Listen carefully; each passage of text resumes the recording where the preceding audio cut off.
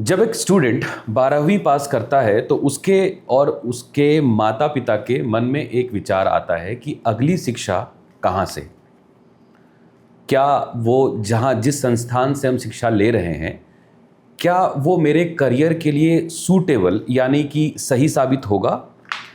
दूसरी चीज़ें ये होती है कि आज के दौर में यानी कि एआई का दौर, हम सभी एआई यूज़ कर रहे हैं। आप चल रहे हैं तो भी एआई के माध्यम से चल रहे हैं, सुन रहे हैं तो एआई से सुन रहे हैं, लिख रहे हैं तो एआई से लिख रहे हैं, और शायद खा रहे हैं तो भी एआई की मदद से ही खा रहे हैं।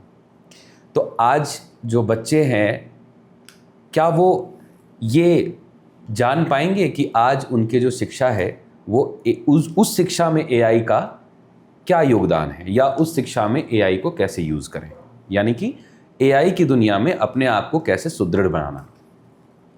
तो प्रभात खबर ने एक बात सोची और हम ग्राउंड रियलिटी चेक करने पहुंच गए आरकेडीएफ यूनिवर्सिटी, और हमारे साथ बैठे हैं आरकेडीएफ यूनिवर्सिटी के सीईओ डॉक्टर अमित कुमार पांडे। तो स्वागत करते हैं इनका और इनसे जानते हैं कि कैसे आज के छात्र 12वीं के बाद अपनी आने वाली शिक्षा को और सुदृढ़ बना सकते हैं।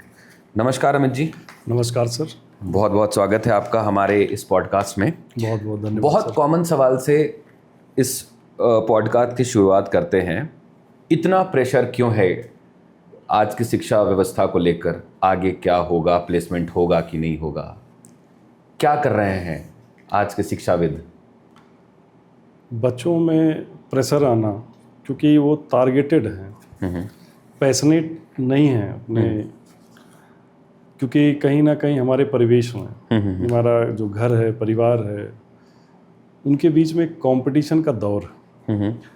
माँ बाप कभी जो अपनी ख्वाहिशें अधूरी रह जाती हैं वो अपने बच्चों से पूरा करवाना चाहते हैं।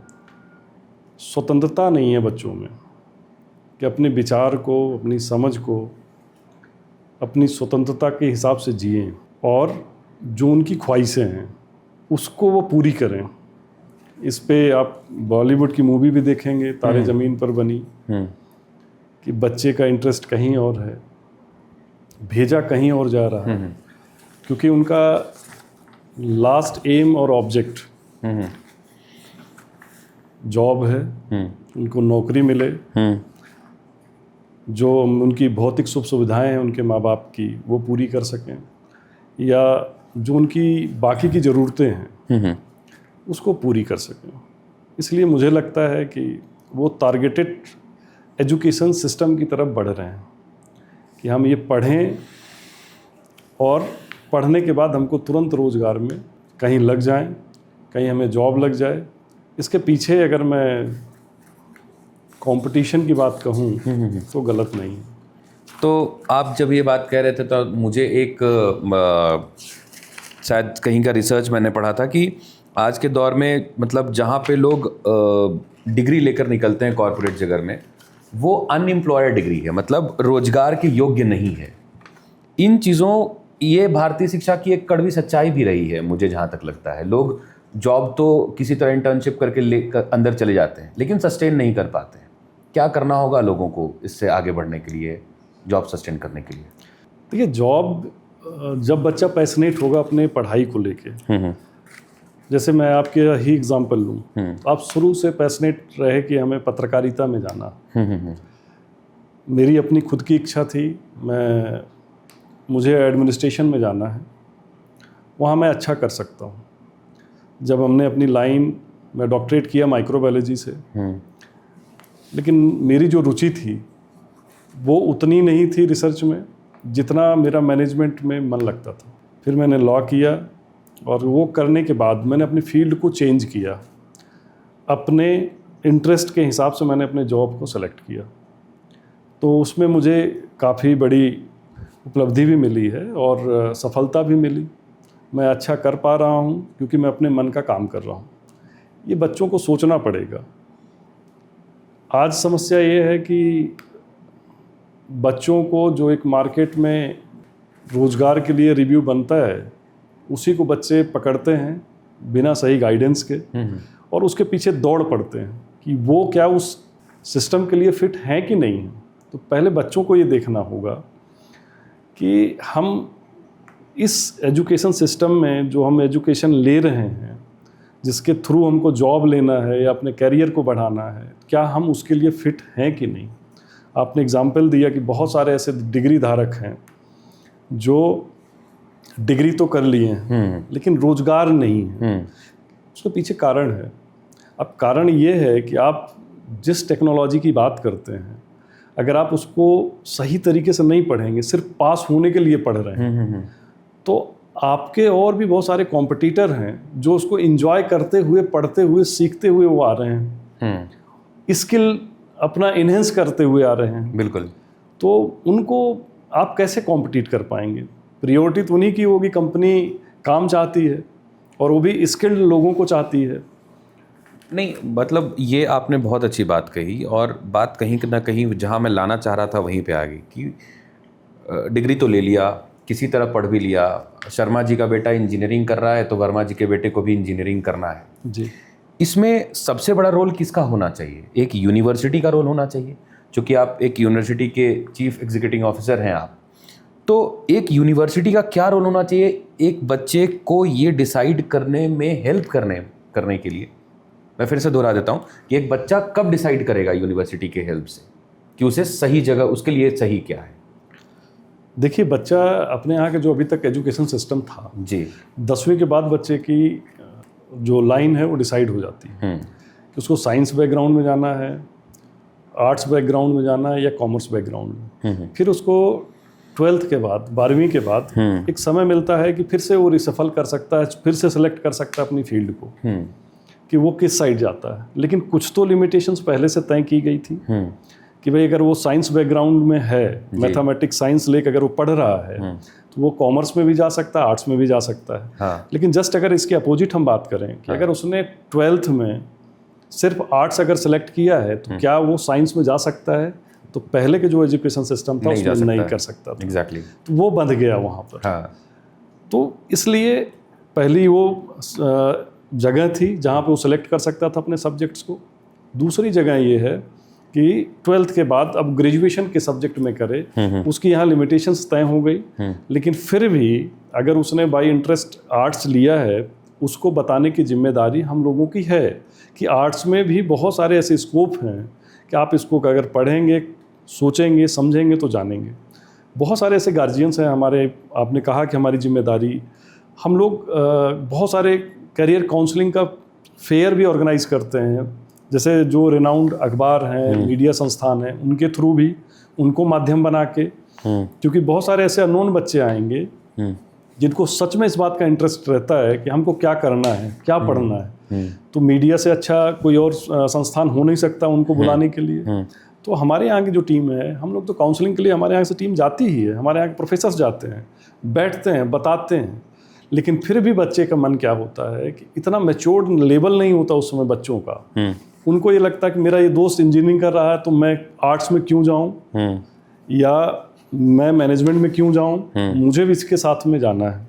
सेकंड बात ये आती है कि जो उनके परिवार के लोग हैं जी, माँ बाप हैं, माँ बाप को ये लगता है कि उनका बच्चा बेंगलोर में पढ़ रहा तो मेरा भी पढ़ना चाहिए। उनका बच्चा, अगर आप इसको बड़े उसमें देखें तो सबसे पहले तो पंजाब की बात करें कि पंजाब में मैक्सिमम NRI लोग रहने लगे, स्टेटस सिंबल बन गया। तो पहले बात तो ये है कि एजुकेशन को स्टेटस सिंबल से अलग करना पड़ेगा कि भाई बच्चे को उसकी इच्छा के अनुरूप पढ़ाई देना ज़्यादा स्टेटस मेंटेन करेगा, बजाय इसके कि फलाने का लड़का फलानी जगह पढ़ रहा है, उनका लड़का वहाँ पढ़ रहा है, तो हम भी अपने बच्चे को झोंक दें बिना उसका इंटरेस्ट जाने, बिना उसके नॉलेज जाने। क्योंकि देखिए, अगर हम सबका ब्रेन समान नहीं है, बिल्कुल सही बात सबकी अपनी एक क्रिएटिविटी ये रहती है, क्रिएटिव माइंड्स हैं। कुछ लोग दूसरे तरीके से सोचते हैं, हम आप दूसरी तरीके से सोचते हैं। हर किसी का नज़रिया अलग है सोचने का। जी। उसी के नज़रिए के हिसाब से अगर हम उनको पढ़ाई में हेल्प करेंगे, सपोर्ट करेंगे कि आप इसमें आगे बढ़िए, आप अच्छा कर सकते हैं। जैसे हमारी आपकी टीम में भी बहुत सारे लोग हैं जो अच्छा लिखते हैं, वो आप उनको बताएंगे तो बहुत अच्छी स्टोरी बना देते हैं। बिल्कुल। कुछ लोग हैं जो बहुत अच्छे कैमरे को ऑपरेट कर सकते हैं। हाँ। तो इसी तरीके से एजुकेशन सिस्टम में भी है कि सब एक लाइन में अगर इंजीनियर ही बन जाएंगे या MBBS डॉक्टर ही बन जाएंगे तो फिर यही हाल होता रहेगा जो अभी हो रहा कि एक एंट्रेंस एग्जामिनेशंस में इतने लाख लोग बैठ रहे हैं जो कई कंट्री की GDP आपका पॉपुलेशन नहीं है। सही बात। इतना ज़्यादा लोग आपके एंट्रेंस एग्जाम में बैठ और रहे मुझे हैं। ऐसा लगता है, मुझे पता नहीं इस पॉडकास्ट में ये बात कहनी चाहिए अमित जी की नहीं कहनी चाहिए, क्योंकि आप शिक्षा व्यवस्था से जुड़े हैं और आप बहुत सुचारू तरीके से एक बड़ी यूनिवर्सिटी, RKDF यूनिवर्सिटी कहते हैं उसको, आप चला रहे हैं, आप ही के कैंपस में बैठे हुए हैं। इस बड़े पॉपुलेशन का एक भेड़चाल में चलते हुए वहाँ पहुँच जाना और अपने आप को उसके इर्द गिर्द ही एकदम बिल्कुल बंद करके रह जाना कि हम पर्टिकुलर एग्ज़ाम के लिए बने हैं, कहीं ना कहीं ये आमंत्रित करता है लोगों को पेपर लीक जैसे चीज़ों को करने के लिए। कह सकते हैं कि नहीं कह सकते? आपका क्या राय है इसमें? बिल्कुल कह सकते हैं सर, और मैं तो इस बात के लिए बोलता भी हूँ कि इसमें माँ बाप को भी सोचना चाहिए। बहुत सारे संस्थान हैं जो अच्छी कोचिंग करवाते हैं, ये कराते हैं, लेकिन आप उनका परसेंटेज सभी लोगों को देखिए कि कितने % बच्चे सक्सेस हो रहे हैं जी, लेकिन उसकी जगह पे भी देखिए कितने ज़्यादा लोग एग्जामिनेशंस में बैठ रहे हैं, कितने हादसे हो रहे हैं। कई बार ऐसे हैं कि कॉम्पिटिटिव एग्जामिनेशंस में है तो ट्रेनें एकदम कहीं एक्सीडेंट कर जा रही हैं, कहीं गिर जा रहे हैं, कहीं इतनी भीड़ भाड़ क्यों है? इसको सोचने की, समझने की ज़रूरत है। और फिर मेरा वही आपको आंसर रहेगा कि हर व्यक्ति हर चीज़ के लिए नहीं बना होगा, उसको ये मानना पड़ेगा। अगर नीट में जो बच्चे क्वालिफाई कर रहे हैं या दूसरे एंट्रेंस एग्जामिनेशन में जो क्वालिफाई कर रहे हैं बच्चे, तो उतना परसेंटेज कंपटीशन का है। आप अपने आप को 1 अटैम्प्ट 2 अटैम्प्ट लेने के बाद अपने आप को रोकिए कि भाई हम इस जॉब के लिए या इस पोजीशंस के लिए जिसकी हम तैयारी कर रहे हैं फिट नहीं हैं, और फिर आपको रुकना चाहिए। लेकिन यहाँ पे मैं किसी की आलोचना किए बगैर कुछ बातें भी बोलना चाहता हूँ। बताइए ना सर। जो सबको सोचना है जी, कोई बच्चा यहाँ से नीट क्वालिफाई करता है और यूक्रेन में, रसिया में, चाइना में जाके अगर वो डॉक्टर डिग्री करके आता है हाँ। और वापस जब आता है तो एक एंट्रेंस एग्जामिनेशन देता है, अगर वो पास कर लेता है तो फिर वो यहाँ पे प्रैक्टिस कर सकता है।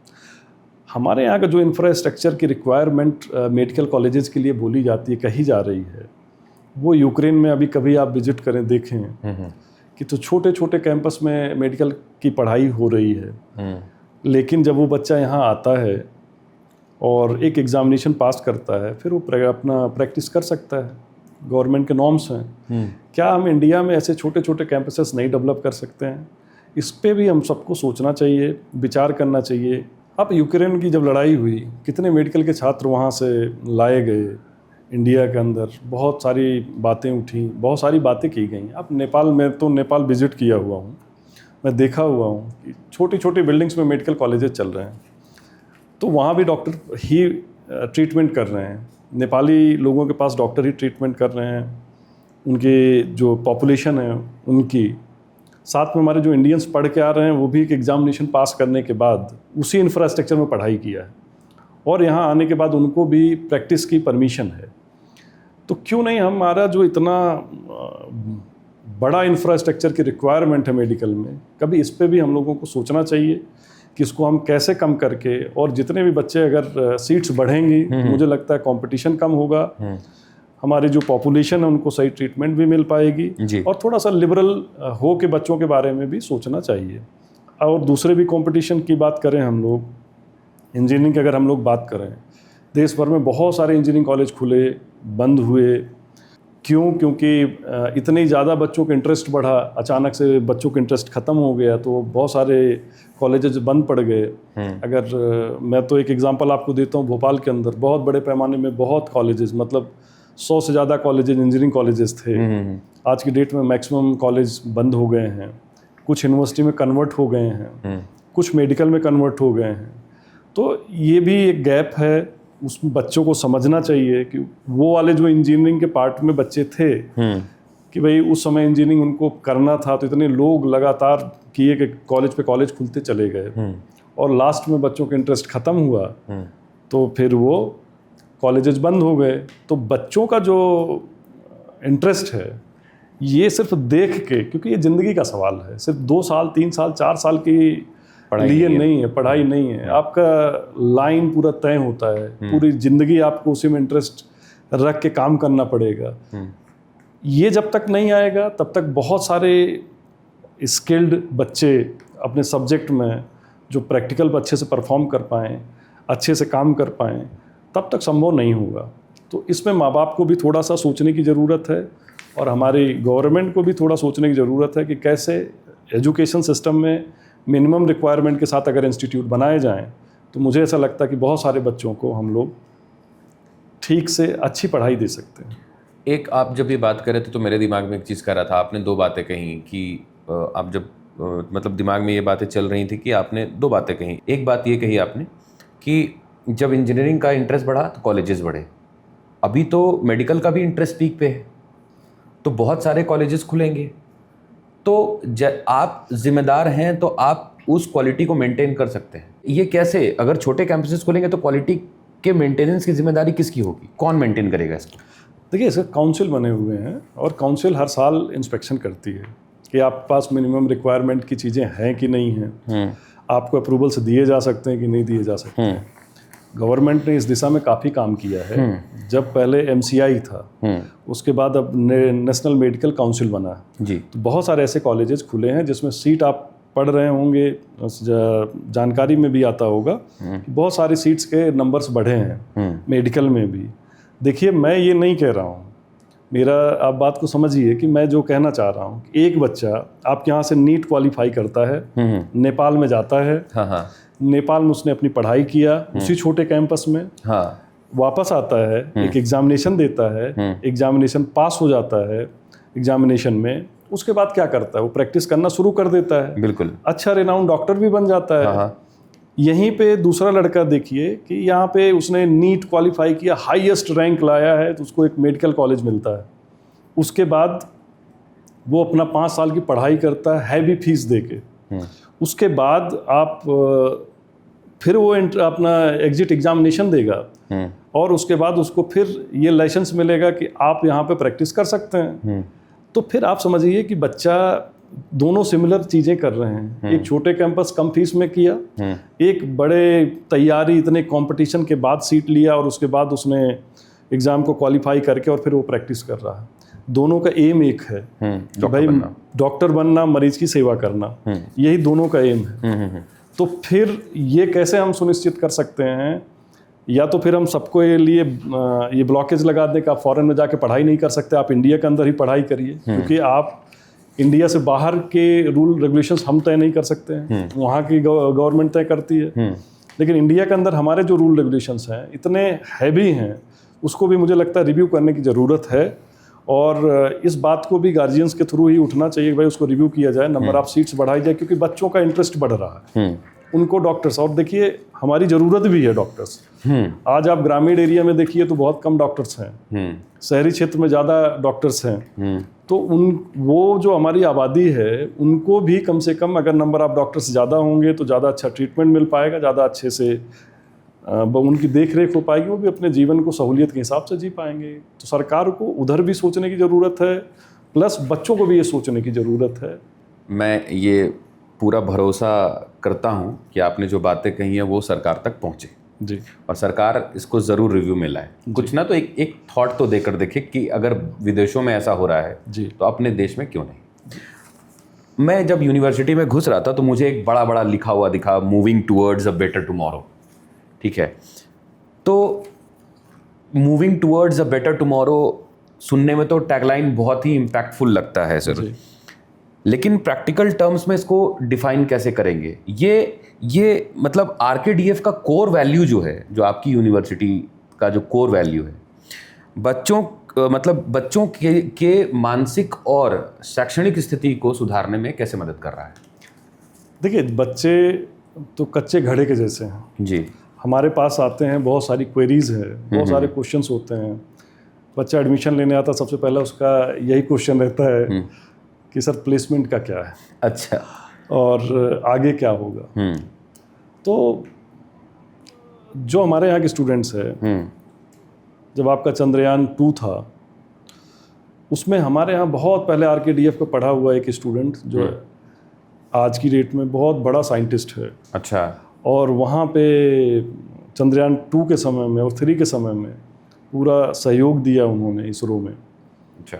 तो हमारे जो असेट्स हैं वो आज की डेट में अगर हम पास्ट की बात करें, हाँ, आरकेडीएफ ग्रुप के बारे में, तो चमक रहे हैं।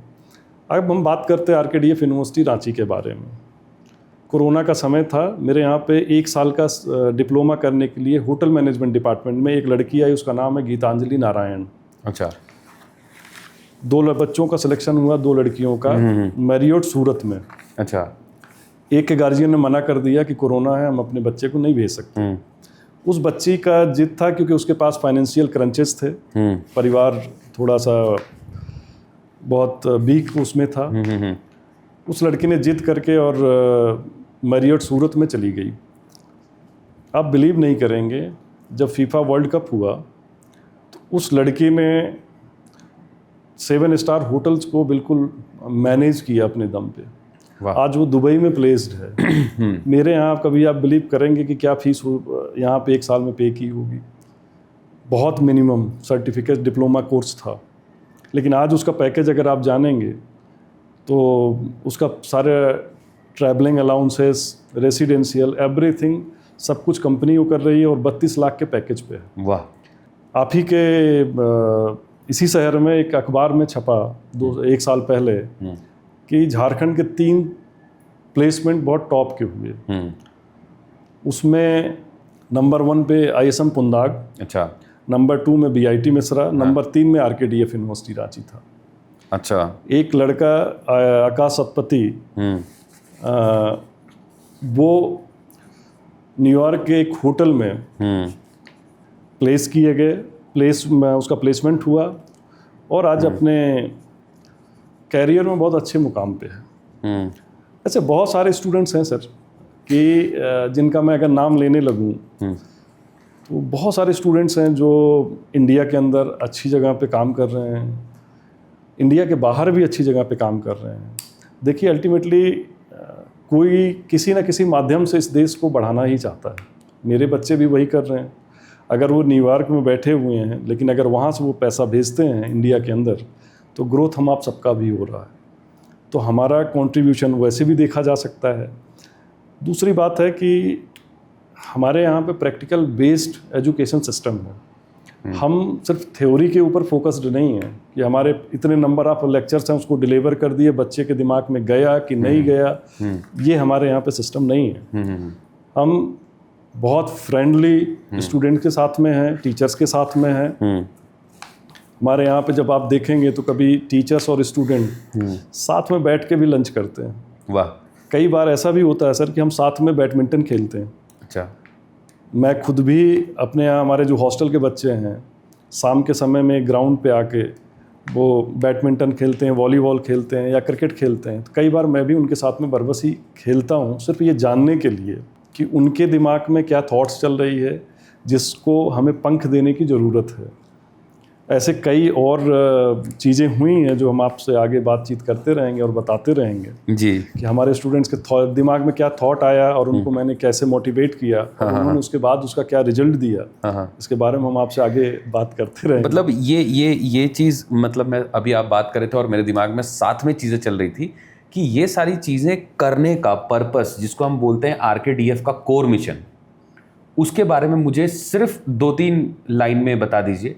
कोर मिशन, जैसे आपने कहा कि क्रिकेट खेलते हैं, बैडमिंटन खेलते हैं, लंच करते हैं, ये सब चीज़ पर्पसली करना, और आरकेडीएफ का जो कोर मिशन है वो क्या है?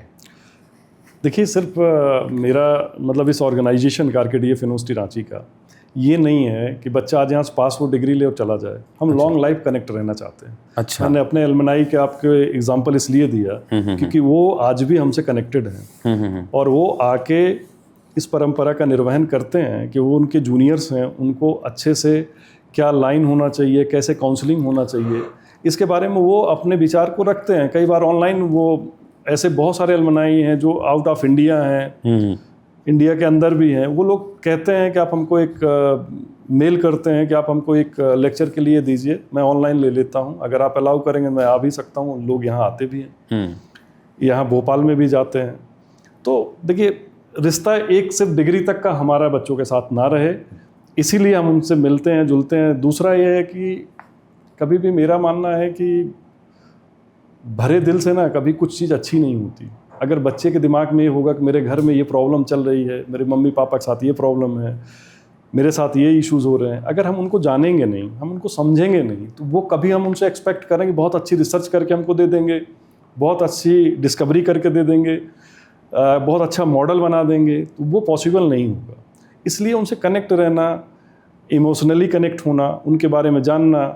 उनके पेरेंट तो अल्टीमेटली हम लोग भी हैं। 8 घंटे का समय हम लोग भी 9 घंटे 8 घंटे का समय उनके साथ देते हैं, तो कहीं ना कहीं उनके हम लोग भी गार्जियन के रूप में हैं। बस इसी कनेक्शन के लिए हम लोग करते हैं। अब थोड़ा सा विषय को एक नेक्स्ट लेवल पे ले जाते हुए आपसे ये सवाल करना चाहूँगा कि आज के दौर पे हर चीज़ में हम AI देख रहे हैं सर। हम अपना पढ़ा भी रहे हैं तो AI का यूज़ कर रहे हैं और पढ़ भी रहे हैं तो AI का यूज़ कर रहे हैं। आज आपके फ़ोन में, पेन में, आने वाले समय में घड़ी में भी AI आपको हर जगह मिलता है। हम प्रैक्टिकल लर्निंग के लिए आज आप ये हमें बताएं कि प्रैक्टिकल लर्निंग के लिए एक स्टैंडर्ड यूनिवर्सिटी को AI कैसे यूज़ करना चाहिए अपने क्लासरूम में बच्चों के माइंड डेवलपमेंट के लिए। देखिए, बहुत सारे ऐसे जगहों पे मैंने पढ़ा कि AI का एक बैकग्राउंड रहा कि कई लोगों ने उसमें लिखा कि सुसाइड जब उन्होंने कर लिया तो उसके बारे में AI से उन्होंने पूछा था। जस्ट अपोजिट इसका हम बात करते हैं। AI के पीछे कौन है? AI को इतना ब्रेन देने वाला कौन है? इंसान ही है, मानव है। तो मानव ने दिया है। उसको ऑपरेट करने के लिए भी मानव की ही ज़रूरत है।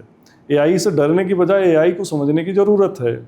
क्लासरूम्स के अंदर आपने एग्जाम्पल दिया, जैसे एक नोट्स है, एक नोट्स जो दिल्ली में बैठा हुआ लड़का पहले अकेले पढ़ता था, बनाता था, लिखता था, या कोई लेक्चर्स डिलीवर होते थे उसको सुनने के लिए कोई माध्यम नहीं होता था जी। कुछ नहीं होता था। आज AI के माध्यम से जब करेंगे, क्योंकि उसके नीचे सोर्स भी आता है कि हम और आप जो बात कर रहे हैं अगर कहीं अपलोड करेंगे और हमारे नाम आपके बारे में सर्च किया जाएगा तो सोर्स आपका ज़रूर देगा किस प्लेटफॉर्म पे हमने इसको अपलोड किया। तो इसको ऐसे देखिए कि बहुत सारे ऐसे लेक्चरर्स हैं जिनके अपने आर्टिकल्स हैं, जिनकी अपने रिसर्च पेपर्स हैं।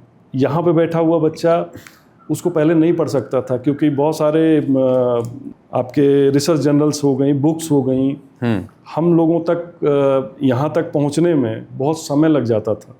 लेकिन आज चूँकि ऑनलाइन प्लेटफॉर्म है, AI का यूज़ करते हुए उनके बारे में लिखें कि हमको इनकी जो ये बुक है उसको डिटेल्स हमको दें, फटाफट वो सारी चीज़ें आ जाती। तो बच्चों को समझने की ज़रूरत है, अपने नोट्स बनाने में, अपनी नोट्स को बहुत प्रभावी तरीके से प्रेजेंट करने में एक आइडिया मिल जाता है। साथ में उनको लिखने के जो पैटर्न है, समझने का जो पैटर्न है किसी बात को, वो कई डिफरेंट तरीके से भी AI बताता है उसको भी।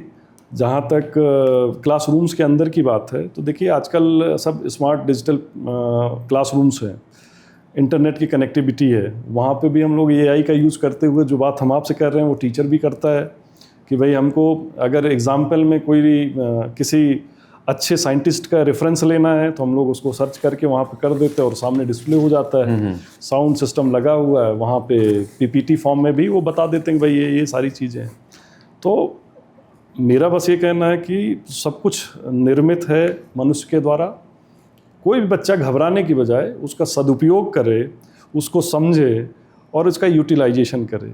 एक कहीं हमारी बातचीत हो रही थी, हम लोग बैठे हुए थे, एग्जाम्पल आया AI के बारे में बातचीत हो रही थी, तो हमने बोला गूगल को इतनी सारी जानकारी कैसे हुई, कभी इसके ऊपर किसी ने सोचा? तो सारे जो लोग बैठे हुए थे एकदम से सोच में पड़ गए। मैंने बोला गूगल आज भी किसी रास्ते को जब वो करता है तो सपोर्ट मांगता है कि आप हमको करिए और इसमें रेटिंग बताइए। जस्ट लाइक कि किसी प्लेटफॉर्म पे कौन सी ट्रेन आ रही है, जो सॉफ्टवेयर है वो एक क्वेश्चन मार्क छोड़ता है, यू आर इन स्टेशन। अगर आप बोलते हैं येस, तो अगला क्वेश्चन उसका ये होता है कि जो प्लेटफॉर्म नंबर 3 या 4 है वो करेक्ट है कि नहीं है। अगर आप करेक्ट कर देते हैं तो आपके बेसिस पे वो ये तय कर देता है कि ये ट्रेन इस प्लेटफॉर्म पे आती है। सपोर्ट किसका लगा? मनुष्य का। सेम AI भी जो है, जितना भी लिटरेचर्स है, जितना भी सब कुछ है आज की डेट में, वैसे गूगल जैसे गूगल ने सारी चीज़ों को इकट्ठा किया थ्रू हम सबके, बस उसने अपना डेटा बेसिस बनाया और उसके बाद डिफरेंट तरीके से आपके सामने परोसना शुरू कर दिया। AI भी सिमिलर उसी पे काम कर रही, थोड़ा एडवांस वर्जन है, एडवांस तरीका है, लेकिन उसके पीछे फिर भी मनुष्य का ही ब्रेन है, मनुष्य का ही दिमाग है। जो आप लेटर ड्राफ्ट करें, हम ड्राफ्ट करें, उसका पैटर्न, तरीका, सब कुछ एआई अपने पास स्टोर करता है और उसी को डिलीवर करता है। तो लेक्चर्स जो डिलीवर हम लोग कर रहे हैं या टीचर्स कर रहे हैं, उसको भी वो स्टोर कर रहा है। उसमें आपके चॉइस के हिसाब के लेक्चर्स को वो आगे आपको देगा, तो स्टूडेंट उसको भी उपयोग कर सकते हैं।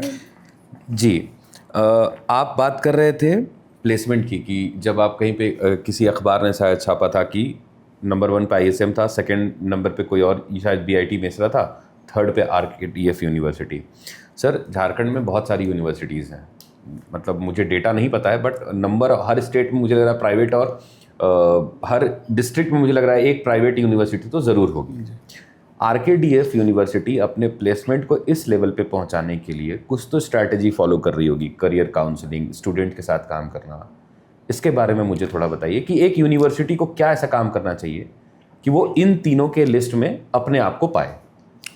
देखिए, आज अगर आप अपने यहाँ के स्टूडेंट्स के बारे में सोचेंगे तो सबसे पहले बेसिक्स एक बात आती है कि आपका बच्चा किसी इंडियन कंपनी में ही जाना चाहता है या फिर कोई इंटरनेशनल ब्रांड है, MNC है, मल्टीनेशनल कंपनी होगी, तो सबसे पहले किस चीज़ की ज़रूरत होगी? कम्युनिकेशन की। अगर उस बच्चे के कम्युनिकेशन अच्छा है, अगर आप इंजीनियरिंग के उसमें बात करेंगे तो लैंग्वेज लैब एक सब्जेक्ट होता है जिसमें आजकल तो बहुत सारे टूल्स आ गए हैं, बहुत सारे सॉफ्टवेयर्स आ गए हैं, लेकिन पहले के समय में भी लैंग्वेज एक लैब होती थी। उस लैब में ये करेक्ट किया जाता था कि आप कुछ बोलते हैं, सही बोल रहे हैं या गलत बोल रहे हैं, वो करेक्ट करके बताता था। जी, सेम आज की बात अगर हम पुरानी बात की भी करें तो सिमिलर है ये कि भाई हमको सबसे पहले बच्चे के लैंग्वेज, बॉडी लैंग्वेज, होता क्या है कि बहुत सारे ऐसे जो HRs आते हैं, हम लोग उनके साथ बैठते हैं, डिस्कस करते हैं कि भाई आपको किस तरीके के बच्चे अच्छे लगते हैं, कैसे पसंद हैं।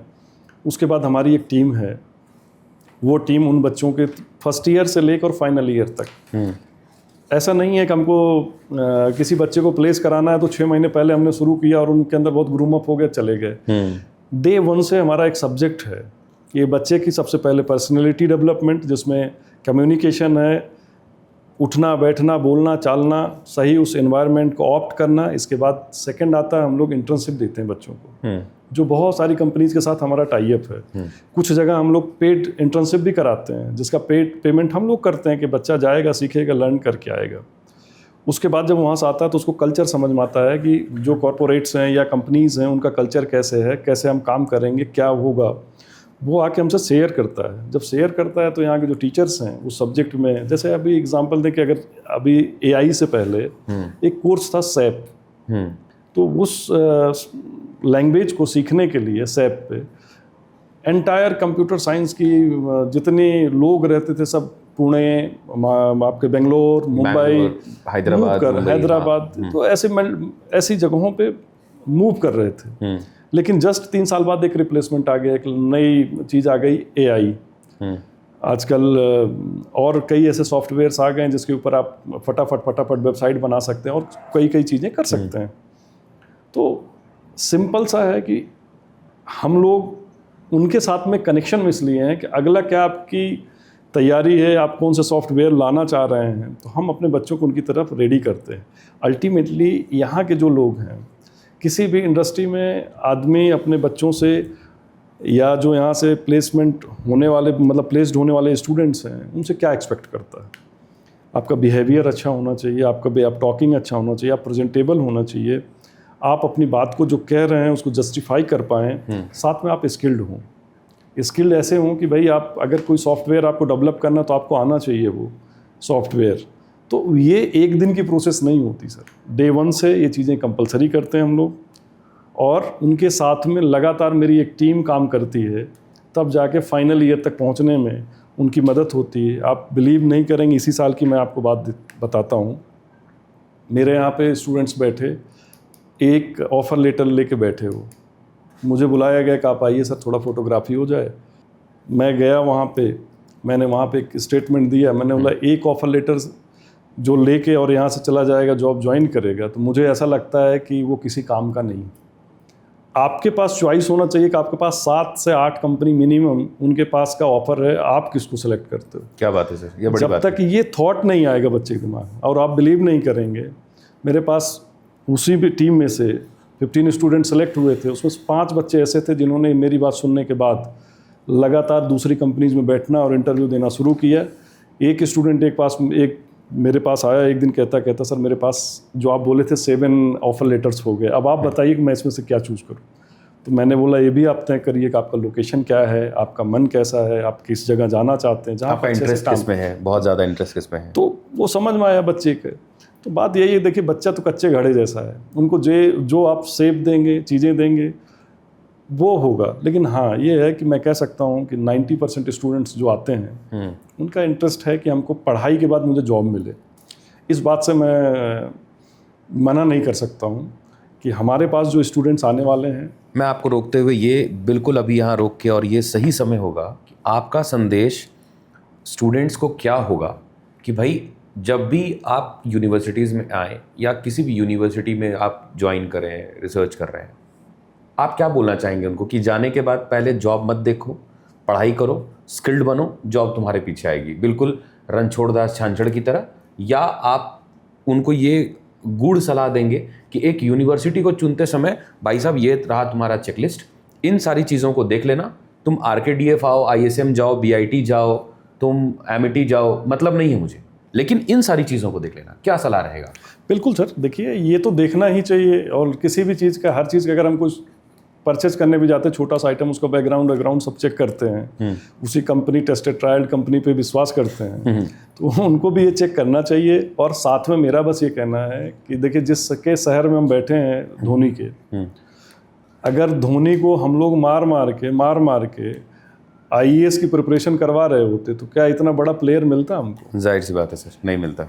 विराट कोहली हैं, सानिया मिर्जा हैं, इतने बड़े बड़े जो प्लेयर्स हैं, अगर हम उनको सिर्फ मार के स्पोर्ट्स से हटा के सिर्फ बोलते तुम पढ़ाई करो और ग्रेजुएशन करने के बाद आप एक कॉम्पिटिटिव एग्जाम की तैयारी करो, देखिए वो सब जिस चीज़ के लिए वो पैशनेट थे उसी ने ही उनको सफलता दिलाई।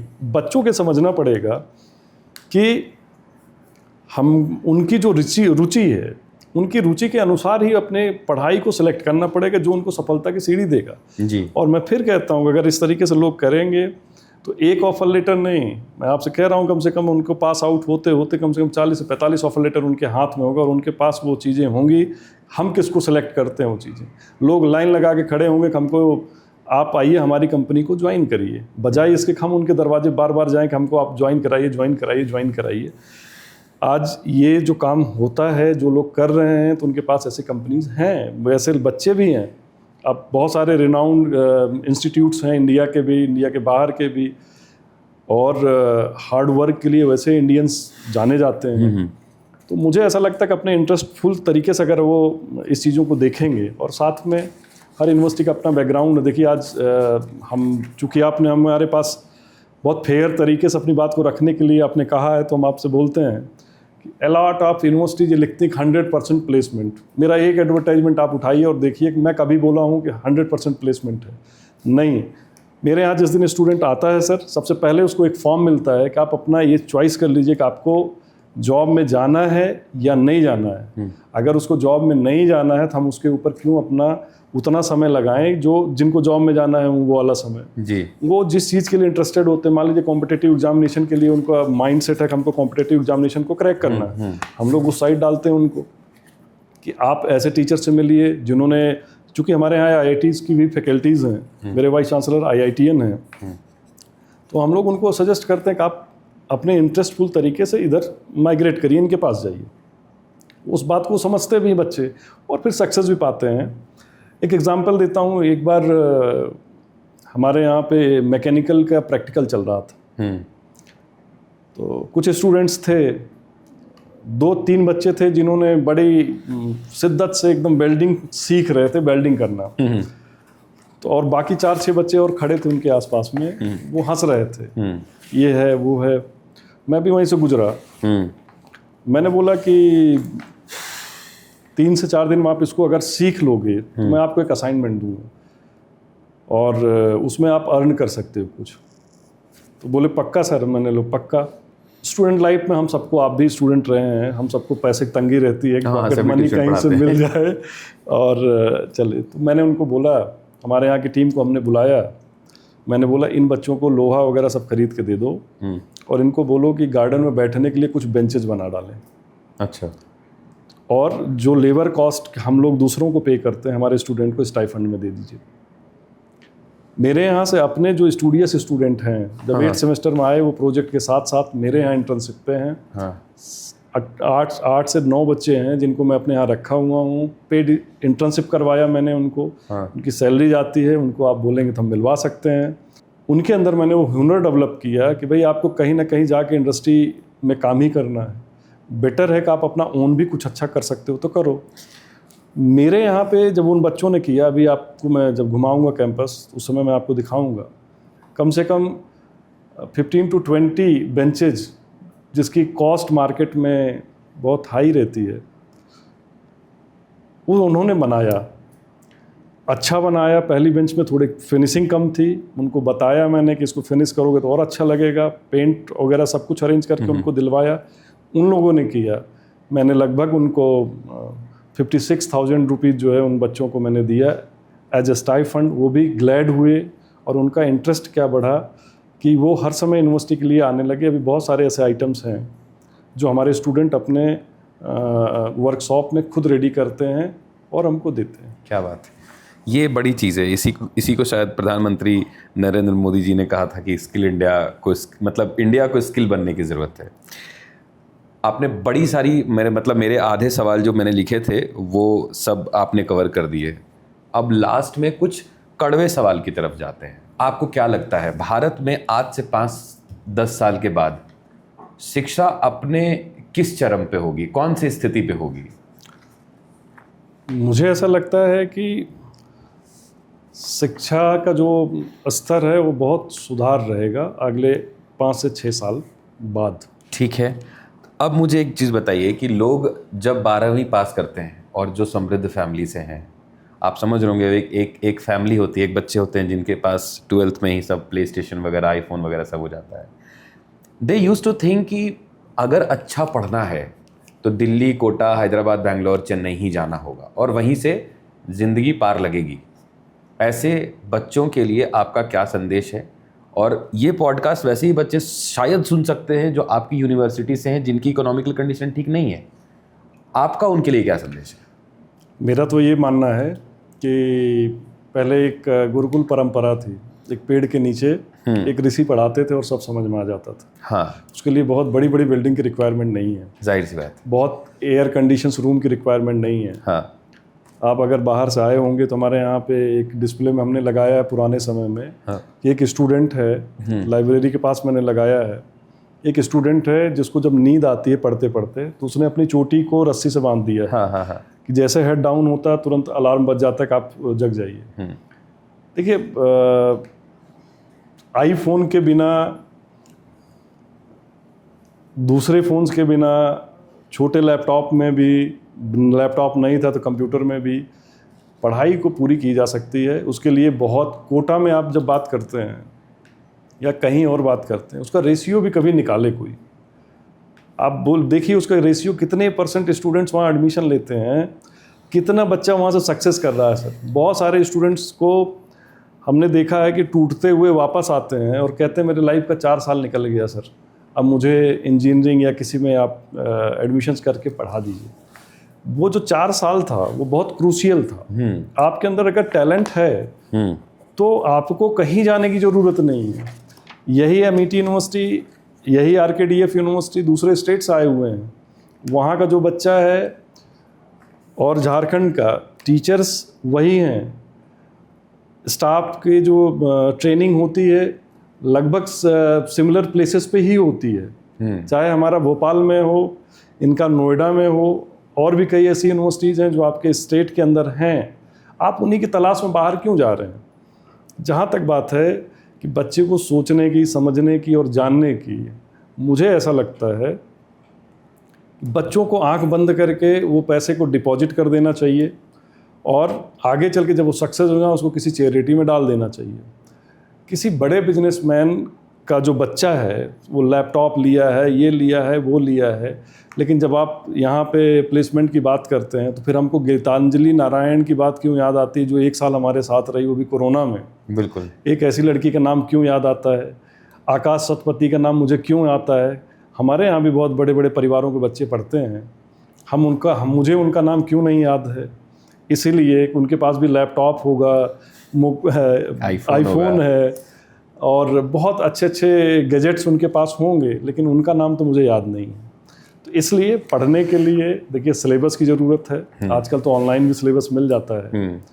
3 इडियट्स मूवी में जो रणछोड़ दास ने कहा और किया भी, उन्होंने 2 चीज़ें जब बहुत अच्छी बताई कि आपको पढ़ाई के लिए कोई बहुत रिनाउंड संस्थान में एडमिशन्स की ज़रूरत नहीं है। आप पेड़ के नीचे भी बैठ के पढ़ सकते हैं अगर सिलेबस पढ़ने का हो, और प्रैक्टिकल बेस्ड एजुकेशन को आपको लेने की ज़रूरत है, ये भी उन्होंने दिखाया। अगर आपकी जिप वाली वो सीन याद हो कि भाई ये ऐसा ऐसे होते हैं। दूसरे भी एक थे जिन्होंने पूरा बुक को रट मारा और लास्ट में रिजल्ट उन्होंने क्या दिया कि भाई उन्हीं को साइन करना था। एक्चुअली होता है ये। ऐसे बहुत सारे स्टूडेंट्स जो टॉपर होते हैं, आप जब उनके प्रैक्टिकल नॉलेज, पब्लिक डीलिंग्स, इनके बारे में जब उनसे आप बात करेंगे तो वो सिर्फ बुकिश नॉलेज तक रह जाते हैं। लेकिन एक बच्चे के अंदर जो आज MNCs भी देख रही हैं या दूसरी कंपनीज देख रही हैं या कभी UPSC में भी बैठते हैं, तो आपकी कैपेसिटी यही चेक की जाती है कि आप कितना प्रेशर को झेल पाओगे, कितने चीज़ों को हैंडल कर सकते हो। आप अकेले ऐसे इंसान हो जो कम से कम मल्टीपल प्लेसेस पे आप काम कर सकते हो, ये भी कैपेसिटी चेक की जाती है। तो सिर्फ टॉप करना एम नहीं होना चाहिए, मेरा ऐसा मानना है। और पढ़ने के लिए कहीं माइग्रेट करने की कोई ज़रूरत नहीं है। आप अपने प्रदेश में, अपने हर जगह पे, मतलब जो भी आपका प्रदेश है, मुझे ऐसा लग रहा है कि जो प्राइवेट यूनिवर्सिटी या स्कूल्स जिस पैमाने पे बढ़ रहे हैं, जगह जगह जा रहे हैं, उनके अंदर कॉम्पिटिशन्स भी हैं कि नंबर ऑफ स्टूडेंट्स कम हो रहे हैं, यूनिवर्सिटीज़ बढ़ रही हैं, तो उनके अंदर भी कंपटीशन है तो उसका फ़ायदा लीजिए आप। उनके अंदर आप देखिए इस चीज़ों को कि भाई सही चीज़ें कहाँ मिल रही हैं और क्या ज़रूरत है। आप मुंबई भी जाएंगे, दिल्ली भी जाएंगे तो वही सेम कॉलेज है, बिल्डिंग है, वही 40 साल से पढ़ाने वाले प्रोफेसर्स हैं जो रिटायरमेंट के कगार पे होंगे, कुछ लोग रिटायरमेंट के आसपास पहुंच रहे होंगे, वही सिचुएशन चलती जा रही होगी। हम लोग भी जहाँ से पढ़ाई किए वो अंग्रेज़ों के समय का बना हुआ कॉलेज है, गवर्नमेंट रॉबर्टसन कॉलेज आपका जबलपुर में। वहाँ भी टीचर जो हम लोगों को पढ़ाए हुए हैं, अभी भी वो हमारे जो बहुत जूनियर्स आए हुए हैं, हम उनको भी पढ़ा रहे हैं, वही सिलेबस पढ़ा रहे हैं, वही सारी चीज़ें हो रही हैं। लेकिन चूँकि अब बदलाव की तरफ, टेक्नोलॉजी बेस्ड एजुकेशन सिस्टम की तरफ बढ़ रहे हैं और प्राइवेट प्लेयर्स इसमें बहुत अच्छा कर रहे हैं। मेरा तो यही मानना है। मेरा अंतिम सवाल आपसे सिर्फ इतना है कि अभी जस्ट CBSE और स्टेट बोर्ड्स के एग्ज़ाम ख़त्म हुए हैं। अभी तो लोग भागेंगे, मतलब लोग, एक तो वो बच्चे होते हैं ना जो बिल्कुल अभी स्कूल से छूटे हैं और जिनको पूरा दुनिया घूमना है अभी, और कुछ होते हैं कि बिल्कुल करियर को फोकस कि मुझे ये करना है। दोनों जैसे बच्चों के लिए 12th के बाद अपने इंस्टीट्यूशन, चाहे वो ऑर्गेनाइजेशन कुछ भी हो, एक एजुकेशनल इंस्टीट्यूशन को सेलेक्ट करने के 3 तरीके क्या हो सकते हैं, ये आप बच्चों को बता दें। मुझे ऐसा लगता है कि सबसे पहले उनको एक फैमिलियर बिहेवियर जिस यूनिवर्सिटी में हो कि टीचर्स बच्चों को ज़्यादा समय दे पा रहे हैं, उनकी बात को सरलता से सुन पा रहे हैं और उनको ऐसे ही गाइड कर रहे हैं जैसे वो अपने बच्चों को कर रहे हैं जी। पहला ये मैटर करता है, जब बच्चा जाएगा वहाँ पे, देखेगा, वहाँ के एटमॉस्फेयर को समझ पाएगा, बच्चों से अपना फीडबैक लेगा, तो ये चीज़ें उनको पता चल जाएंगी। सेकंड बात ये है कि कमिटेड यूनिवर्सिटी होनी चाहिए। सिर्फ ये नहीं कि एम हो कि भाई आप हमारे यहाँ एडमिशन ले लिए और उसके बाद बच्चे को 3 साल 4 साल पछताना पड़ रहा हो कि हम क्यों ले लिए, किस लिए ले लिए, कहीं और मेरे पास ऑप्शन था। उसको भी वो वेरीफाई करें। कैसे वेरीफाई कर सकते हैं कि जो भी फिगर्स आपको दिए जाते हैं कि इस सब्जेक्ट में इतने स्टूडेंट्स को हमने प्लेसमेंट दिया या इतने बच्चों ने टॉप किया, उसके डॉक्यूमेंट्स उनको मांगने चाहिए और उसको वेरीफाई भी करना चाहिए। कंपनी का नाम लेना चाहिए, कंपनी को मेल लिख देना चाहिए। मेल करने के बाद उनके पास अपने आप आ जाएगा कि हाँ इस यूनिवर्सिटी से हमारे पास ये बच्चे हैं या नहीं हैं। उसमें बहुत सारी चीज़ें वेरीफाई हो जाएंगी। और लास्ट मेरा यही कहना है कि बच्चों को ये देखना होगा कि सिर्फ बहुत बड़ा इंफ्रास्ट्रक्चर, AC का रूम, घोड़े दौड़ रहे हैं, स्विमिंग पूल है, ये पढ़ाई के लिए नहीं है। अदर एक्टिविटीज़ के लिए आपके पास बहुत सारा ऑप्शन है, आप जा सकते हैं, एक्सप्लोर कर सकते हैं। पढ़ाई के लिए अच्छा टीचर का बैकग्राउंड ये ज़रूर चेक करें कि टीचर जो आपको पढ़ा रहा है उसका क्या बैकग्राउंड है। पता लगेगा टीचर खुद बहुत नॉलेजेबल नहीं है और वो बच्चों को ही नॉलेज देगा तो फिर पॉसिबल नहीं होगा कि उसको आगे चल के कुछ कैरियर में ग्रोथ मिल पाए। तो इसलिए मुझे लगता है, और मैं इस बात पे फोकस भी करता हूँ व्यक्तिगत, कि मेरे यहाँ मैं अपने टीचर्स को कहता हूँ कि भाई मुझे टीचर्स चाहिए, मुझे मार्केटिंग और दूसरी जगह के चीज़ों में इन्वॉल्व लोग नहीं चाहिए। टीचर्स का मतलब क्लास लेना, अच्छी कॉपी इवेलुएट करना, अच्छे मार्क्स देना और बच्चे की लाइफ में वो बदलाव करना जो दूसरे लोग नहीं कर पाते। तो बच्चों के 3 चीज़ें ज़रूर वेरीफाई करना चाहिए ताकि उनका भविष्य भी सिक्योर्ड रहे और चीज़ें भी थोड़ा ट्रस्टफुल रहें। आज के दौर में जहाँ पे आप जानते हैं अफवाहों का बहुत बड़ा बाज़ार है, लोग बहुत बड़े बड़े प्रमोशंस कर रहे हैं, हर जगह दौड़ है, कंपटीशन है। तो मेरे को लगता है कि उन सब चीज़ों से बचने की बजाय सच में जहाँ पे पढ़ाई हो रही हो, कोई भी संस्थान हो सकता है, वो जाएं, वहाँ के लैब्स देखें, वहाँ के टीचर्स के नॉलेज चेक कर लें, कुछ क्रॉस क्वेश्चंस कर लें, कुछ बात कर लें और विजिट करने के बाद फिर वो तय करें कि भाई हमको यहाँ पे एडमिशन लेना है और वहाँ पे उनको लेना चाहिए। ये सब बातें माइंड में ज़रूर रखें, क्योंकि आज के समय में किसी के ऊपर कोई कटाक्ष नहीं है। बस पता चला कि एक ही बच्चा 7 कोचिंग में लिखा गया कि हमारे यहाँ से इसने ये क्वालिफाई किया, तो वो भी पता लगा कि वो 7 कोचिंग में बच्चा पढ़ा नहीं था, कहीं और से बच्चा पढ़ के और क्वालिफाई किया हुआ था। तो इसी तरीके से बहुत सारी चीज़ें चल रही हैं। 100% प्लेसमेंट, आपको ये कंपनी वो कंपनी को पता नहीं लोगो यूज़ हो रहा है कि आपको लोगो दे दिया गया, ये लोगो और उनको देखिए और ये कंपनी आई वो कंपनी, बस एक ही क्वेश्चन करना कि वो कंपनी आई तो उसके HR का नंबर दे दीजिए तो सब कुछ हो जाएगा। वैसे हमने एक अपने यहाँ प्रोफाइल बनाई हुई है कि जिस बच्चे का जो ऑफर लेटर है साथ में नंबर स्टूडेंट का और कंपनीज़ का, और उसको पढ़ें। मेरा ये मानना नहीं कि मेरे को शटर ओपन करना और सारे बच्चे भर जाएं और एकदम से करें। मेरे को कुछ अलग दुनिया में कुछ काम करने वाले बच्चे चाहिए, कुछ अलग थिंकिंग वाले बच्चे चाहिए। डिग्री लेना, डिग्री देना और ये तो चलता जाएगा, आता जाएगा, समय चला जाएगा। हम लोग भी आए, कोरोना का समय था, जैसे हमने यूनिवर्सिटी 2019 में शुरू किया, कोरोना आ गया। कोरोना के बाद जैसे हमारी सारी चीज़ें हुई, लेकिन हमने अपने उस मुकाम को मिनिमम एडवर्टाइजमेंट के अंदर पाया है, क्योंकि हमने बच्चों का ट्रस्ट जीता है। मुझे लगता है उससे बड़ा मेरे लिए कुछ और नहीं है कि मैं दिल्ली में गया, एक काम के लिए रुका हुआ था और एक बच्चा आके सडन मेरा पैर पड़ लिया। जब मैं पलट के देखा तो वो बोला, सर आप यहाँ कब आए हैं और कैसे हैं, सब बताया। तो उसने बताया कि मैं फ़लानी जगह पे एक कंपनी के रिप्रेजेंटेटिव के रूप में आया हूँ, क्योंकि मुझे प्रेजेंटेशन देना है इसी सेम होटल में। अच्छा। कुछ बाहर की कंपनीज आई हुई हैं उनके पास में। फिर अपने बॉस से मिलाया और बोला कि सर बहुत सपोर्ट करते थे और हम लोग बहुत मिस करते हैं। हमारे यहाँ के बहुत सारे टीचर्स से कनेक्टेड आज भी स्टूडेंट, मतलब जो हमारे यहाँ के टीचर्स हैं उनसे बच्चे लगातार एक जॉब छोड़ने के बाद भी वो ज़रूरी है बस इस बात का गाइडेंस लेते हैं कि सर इस कंपनी को हम लेफ्ट कर रहे हैं, तो क्या मैं इस कंपनी में जाऊँ, उचित रहेगा कि नहीं, क्या रिस्क होंगे नहीं होंगे। तो ये सब चीज़ें, एक पारिवारिक माहौल भी है। वो शायद हो सकता है कि उस समय हमारे पास कम स्टूडेंट्स थे तो हम लोग बहुत अच्छे से उनसे कनेक्टेड रहें, लेकिन मैं चाहता हूँ कि जितने भी स्टूडेंट्स आएँ हम उनके साथ यही रिलेशन रखें। नहीं सर, ये तो आपने बहुत आत्मीयता वाली बात करी कि स्टूडेंट्स को वैसा ही गाइडेंस मिलना चाहिए जैसा एक टीचर अपने बच्चे को देता है। होप सो कि इस पॉडकास्ट को, इस पूरे कन्वर्सेशन को सुनने के बाद स्टूडेंट्स को एक लेवल का गाइडलाइन तो ज़रूर मिल गया होगा कि उन्हें यूनिवर्सिटी कैसे सेलेक्ट करनी है। तो आपने देखा अभी डॉक्टर अमित कुमार पांडे ने हमें बताया कि 12वीं के बाद आपको अपने करियर के लिए यूनिवर्सिटीज़ या आगे की पढ़ाई के लिए ऑर्गेनाइजेशन कैसे चुनना है। तो आप क्या सोचते हैं 12वीं के बाद आपने इस पॉडकास्ट से क्या सीखा? 12वीं के बाद आप अपना संस्थान कैसे चुनने वाले हैं, ये हमें कमेंट में ज़रूर बताएं। अगर आपको भी ये चीज़ें चाहिए या अमित कुमार पांडे जी से अगर आपको कोई कुछ पूछना है, कुछ सवाल हैं आपके, तो एक मेल आईडी है हमारा social@prabhatkhabar.in। इस पे आप हमें मेल करें, हम सर से कंसल्ट करेंगे और आप तक उस सवाल का जवाब पहुंचा सकते हैं। तो मेरा नाम है विवेक, आप देख रहे थे प्रभात खबर पॉडकास्ट। देखते रहिए, धन्यवाद।